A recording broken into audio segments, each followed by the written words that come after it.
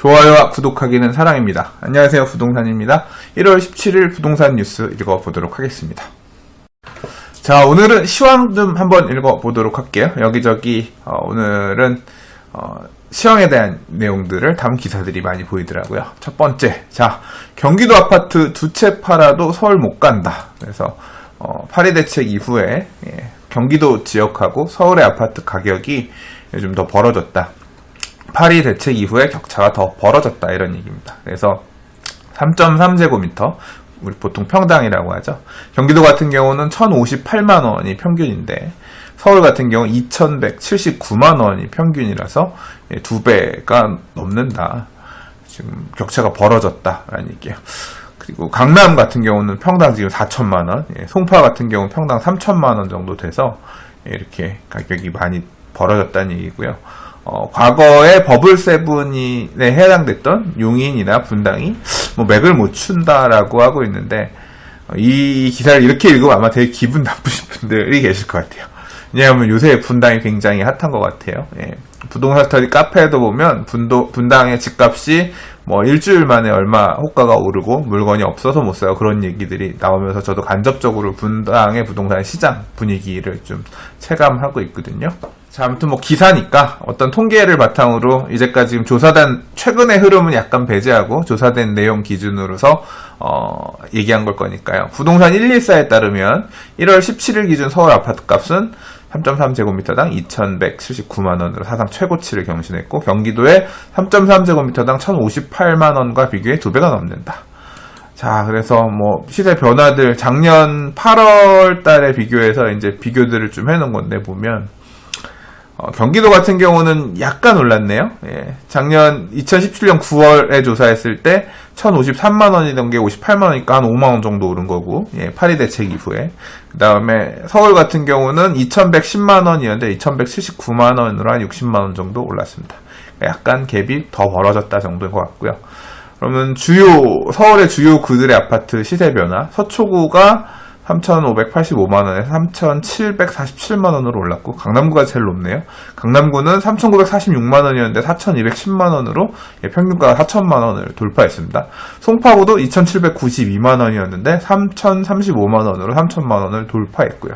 나머지는 보면 성동구랑 양천구가 비슷합니다. 성동구가 2,268만원, 양천구가 2,252만원이고, 그리고 광진구가 2,130만원.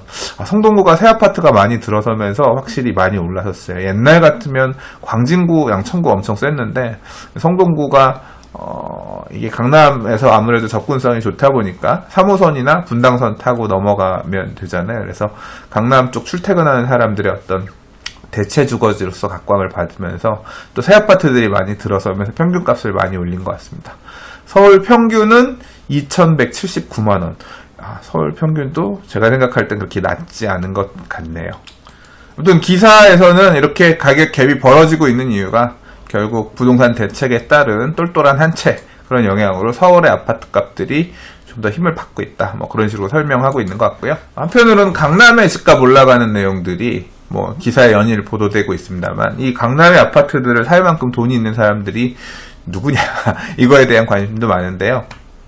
이 자료를 좀 조사를 해봤나 봐요. 그랬더니 강남 4구에서 집 사는 사람들의 60%가 강남 거주자이며 강남 외 서울 시민의 비율은 20%도 되지 않는다. 국토부랑 한국감정원에서 자료들을 좀 조사해 봤나 봅니다. 그렇게 해서 쭉 조사를 해봤더니 실제로는 강남 4구, 그러니까 강남, 서초, 송파, 강동, 이 지역에 사는 사람들이 자체적으로 그 안에서 소비되는, 그러니까 신규 매수하거나 하는 비율이 한 60% 정도라고 하고요.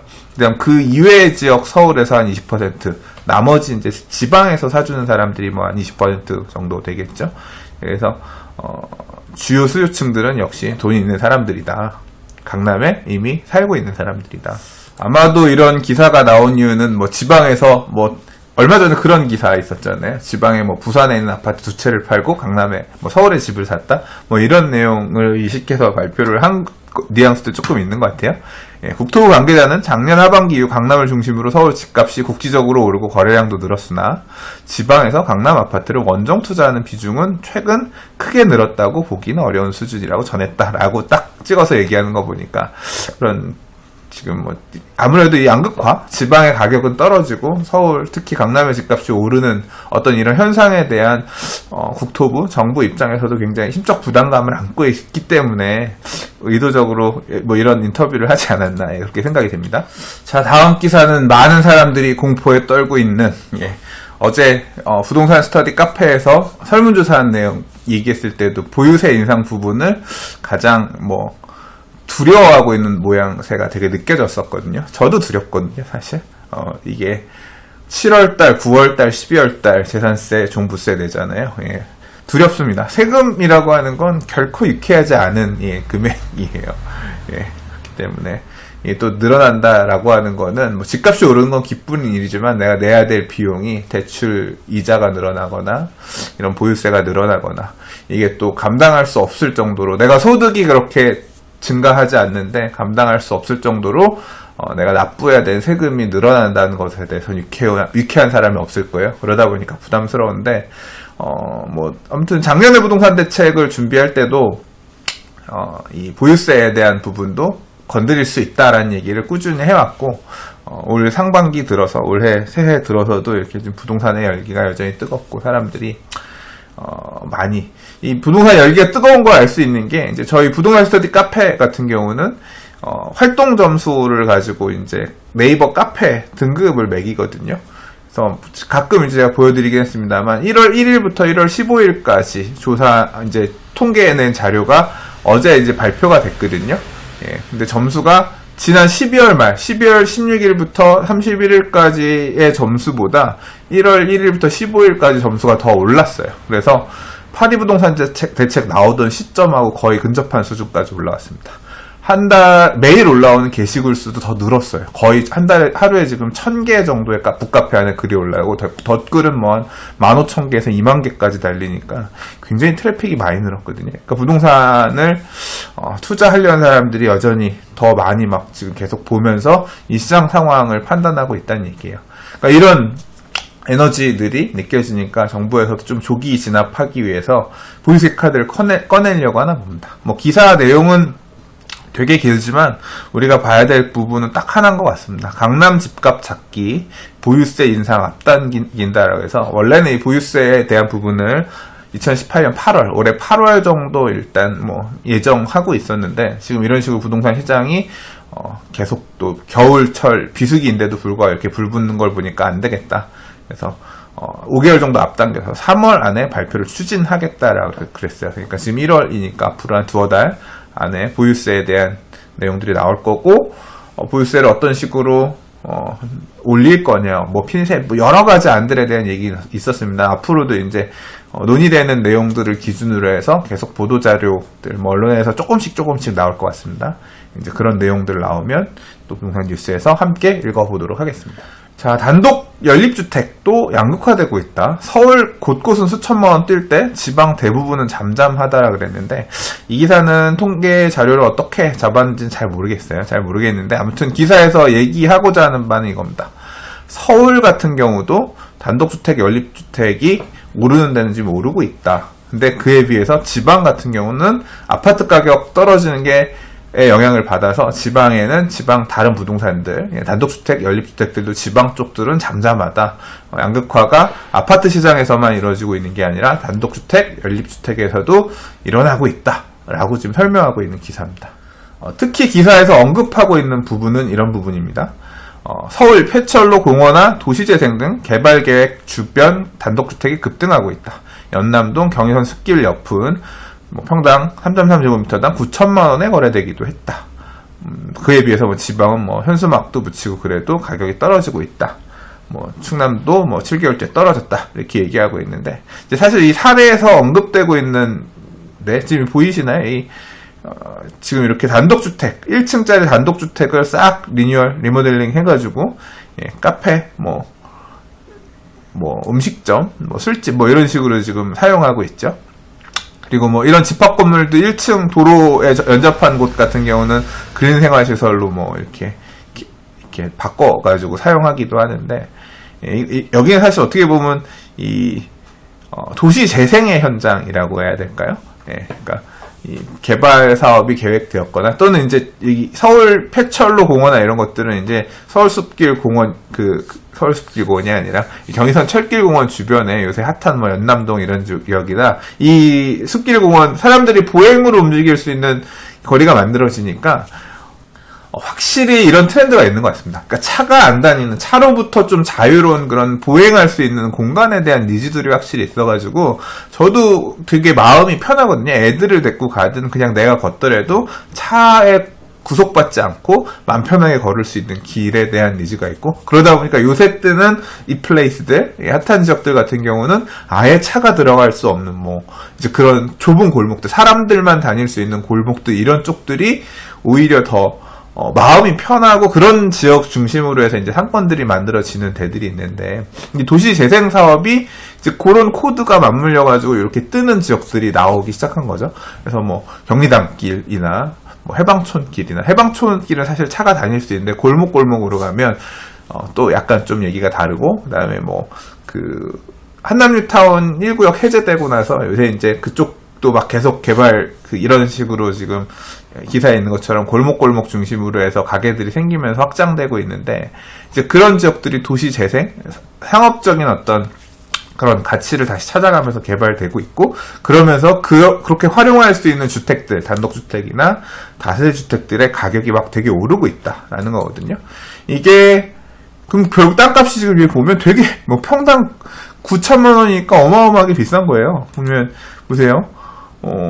재작년까지 만리동 기사에서 설명하고 있는 서울로 7017, 서울로 7017이라고 하는 거는 그 서울역에서 남대문 시장 쪽 가는 쪽으로 해서 그 고가 있죠. 차가 다니던 고가를 보행자 도로로 바꾸면 서울로 7017 만들었잖아요. 그래서 여기와 연계되어 있는 인근의 주거 지역들, 그래서 만리동 뒷골목 단층 주택 사이로 알록달록한 외관 카페들이 보이는데, 평당 작년까지는 뭐 1,000만원 수준이던 이 일대 연립 단독주택의 가격이 최근 4,000만원까지 올랐고, 그 다음에 공원길 옆에 대로변은 평당 7,000~8,000만원까지 올라가는데도 물건이 없을 정도로 올랐다. 그러니까 도시 재생 사업을 통해서도 오르는 데들은 이렇게 가격이 굉장히 급등하는 모양새를 나타내고 있는 거죠. 이게 서울만 그럴 게 아니라 지금 도시 재생 사업을 이제 지방에도 하기 때문에 꼭 서울만 사람 많이 사는 건 아니잖아요. 이렇게 그리고 유동인구가 만들어지고 어떤 테마나 내용을 가지고 이렇게 그 지역의 새로운 중심지, 사람들이 올 수 있는 테마 공원 뭐 이런 식으로 만들어지는 지역들 같은 경우는 뭐 같은 현상이 발생할 수도 충분히 있다고 저는 생각합니다. 그러니까 딱 두 개, 지금 여기 서울은 오르고 지방은 떨어진다라고 설명하고 있지만, 또 지방도 이 도시재생 사업이 본격화되면 지방 안에서도 지난번에 63개소인가 68개소인가 발표했잖아요. 충분히 가능성이 있다고 생각되고요. 자, 그래서 이게 이제 어떤 문제가 있느냐. 지금 다음 기사를 보면 그래요. 서울 도시재생 딜레마, 할 수도 안 할 수도 뭐 이렇게 있는데, 현재는 배제되어 있고, 뭐 지금 서울 같은 경우는 도시재생 뉴딜 사업 시범 사업을 한 군데도 지정을 안 했고, 집값 급등의 우려가 있기 때문에 안 했단 말이에요. 근데 이제 2018년에는 해줘야죠. 어떻게든 뭐 말을 어떻게 맞추든 어떻게 하든 해서 재생사업 할 수 있도록 해줘야 할 텐데, 그 부분이 되게 고민일 것 같습니다. 고민일 것 같은데, 지금 보시면 이렇게 집값이 올라가는 지역들이 생기고 가격이 급등하는 내용이 생긴다고 하면 절대 이게 가격 급등이 없지 않다고 생각하거든요. 저는 당장 옆에서 지금 보고 있으니까 저도. 그래서 이런 부분이 도시재생 사업 하는 데 있어서 얘기를 안 꺼냈으면 모르겠는데, 가격 급등이 우려되기 때문에 도시재생 사업을 뭐 투기과열지구 안에서는 안 하겠습니다, 뭐 이런 식으로 언급을 한 입장에서 참 정부도 되게 곤란한 상황일 것 같습니다. 정부는 현재 1분기 내에 발표하는 것을 목표로 도시재생 뉴딜 로드맵을 마련 중이고, 하반기에 추가 사업지 선정에 착수한다는 목표인데, 정작 도시 재생이 가장 절실한 주요 도심이 빠지는 팥도 없는 찐빵이 된 상태가 돼버려서 서울시의 투기과열지구랑 투기지역을 배제했기 때문에 그래서 이 문제를 여전히 고민하고 있다 그런 건데 사실 서울시 안에 이렇게 해제된 재개발 구역도 되게 많고요. 어쨌거나 이 손길이 필요한 손길에 도움이 되기 위해서 재원이 필요한 자금이 필요한 이런 지역들이 되게 많은데 참 이 정부의 어떤 내려줄 돈만 바라보면서 참 있기도 힘든 상황인 거죠. 그래서 곤란한 상황인 것 같습니다. 보면. 자, 오늘 읽어볼 마지막 기사인데요. 강남만 문제라는 정부 인식 잘못, 신중론 펼치는 새 강북도 뜀박질 이런 제목의 기사입니다. 그러니까 강남만 문제가 아니라 지금 현재 상황 자체는 보면 강북도 지금 집값이 막 많이 오르고 있다. 지금 25개 구 중에서 23개의 구가 상승 국면이고 열기가 죽었던 노원, 강서도 꿈틀하면서 올라가고 있고 주택시장이 불하면서 가격들이 지금 올라가고 있다. 어떤 자료를 바탕으로 낸 기사입니다. 제가 오늘 블로그에 이런 글을 하나 썼습니다. 2006년 느낌이 나는 것 같습니다. 라고 했는데 자 이게 주된 내용이 뭐냐면 북카페 안에서도 집 결국에 샀어요. 이번에 샀어요. 이런 얘기들이 간혹 들리고요. 그리고 제 주변에도 보면 내 집을 살려고 한 2년 전부터 맘먹었던 친구들이 집을 드디어 매수한 무주택자입니다. 무주택자들 중에서 드디어 매수한 사례들이 들리고 있어요. 근데 이제 얘기를 제가 이제 가끔 이제 물어보죠. 어떻게 하면 좋겠어요? 어떻게 하면 좋겠어? 하고 이제 물어보는데 거의 그런 거예요. 이거 사려고 했는데 못 샀어요. 여기 지금 이 금액에 사도 될까요? 이런 걸 거의 물어보죠. 근데 이제 대부분의 사람들은 그렇죠. 인기 지역의 새 아파트 좋은 걸 사고 싶은데 돈이 부족합니다. 이게 꼭 강남이 아니더라도 강북에 있는 주요 인기 지역들, 새 아파트들이 만들어져 있는 좀 이렇게 좀 괜찮은 집들 같은 경우는 매물들이 계속 고점갱신하면서 올라가고 있는 중이었거든요. 물건들이 잘 없었어요. 매도인들이 물건을 내놨다 보류하기도 하고. 그러니까 하려다가 안 되고 집을 보고 싶어도 보려고 했는데 그냥 보류할게요. 못 보고 나서 마음에 들어서 계약하려고 하더라도 그냥 계좌번호가 안 나와서 조마조마하고 그런 글들은 진짜 많아요. 북카페 안에도. 그러다 보니까 차라리 그러면 살 수 있는 집은 뭐냐 해서 처음에 좀 좋은 걸 보려고 했다가 돈이 안 되면 인근 지역에 조금 약간 연차가 있는 구축이라고 하더라도 돈 맞고 살 수 있으면 차라리 그냥 이거라도 가서 사자. 이렇게 이제 일종의 자포자기 또는 합리화하면서 살 수 있는 물건, 왜냐하면 지금 사고 싶어도 물건들을 못 사니까. 그렇게 하면 이제 거래들이 나오는데, 또 그런 물건의 거래량들은, 그러니까 이제까지 거래가 많이 있었던 인기 지역이 아니라 약간 상대적으로, 뒤처져 있는 물건들, 이런 물건들의 거래량들이 제가 볼 때 올 상반기 중에 되게 많이 나올 것 같아요.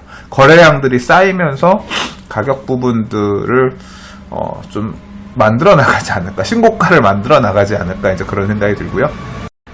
이제 그러다 보니까 이런 현상이 사실은 2006년의 오버랩인 것 같아요. 제가 2006년 느낌이 나는 것 같습니다 라고 글을 쓴 이유가 그거예요. 이게 2005년에 831 부동산 대책이 나왔습니다. 굉장히 강력한 금융 규제와 이제 부동산 대책들을 포함해서 내놨던 대책인데 12년이 지난 2017년에 비슷한 시점 8.2 부동산 대책이 나왔어요. 아시겠지만 12년 만에 딱 비슷한 부동산 대책이 나왔는데 그 이후에 보이는 행보가 어떻게 보면 되게 비슷한 것 같아요.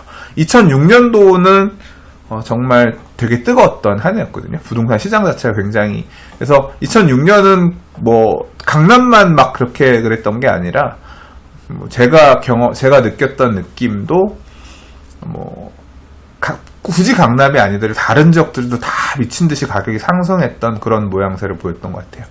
만약에 2006년에 어떤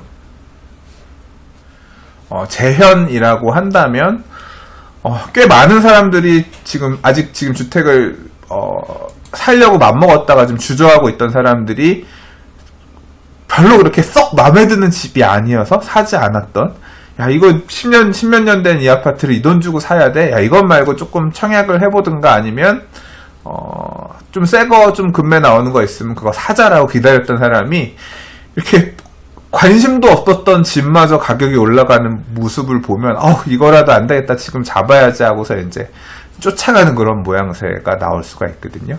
그 당시가 딱 2006년이 그랬는데 정말 그렇다고 하면 집을 이번에는 사야지 하고 매수해야지라고 마음을 먹었던 매수자들 입장에서는 정말 이제 멘탈 나간다라는 표현 있잖아요. 이제 힘든 한 해가 될 수도 있겠다는 생각이 듭니다. 자, 제가 뭐 어떻게 하시라, 뭐 어떻게 하셔야 됩니다라고 사실 말할 수 있는 입장은 아닌 것 같습니다. 그래서 진짜 조심스럽게 제 생각을 얘기해 봤고요.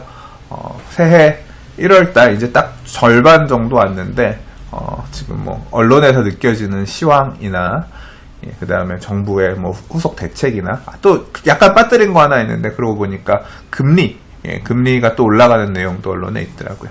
그래서 참 여러 가지를 고민해서 어쨌거나 이렇게 결정하든 저렇게 결정하든 결정들을 하셔야 되는 그런 시점이 오지 않았나 생각이 되네요. 자, 부디 슬기롭게 잘 결정하셨으면 좋겠습니다. 자, 오늘 준비한 뉴스 이야기는 여기까지입니다. 좋아요와 구독하기는 사랑입니다. 감사합니다. 부동산이었습니다.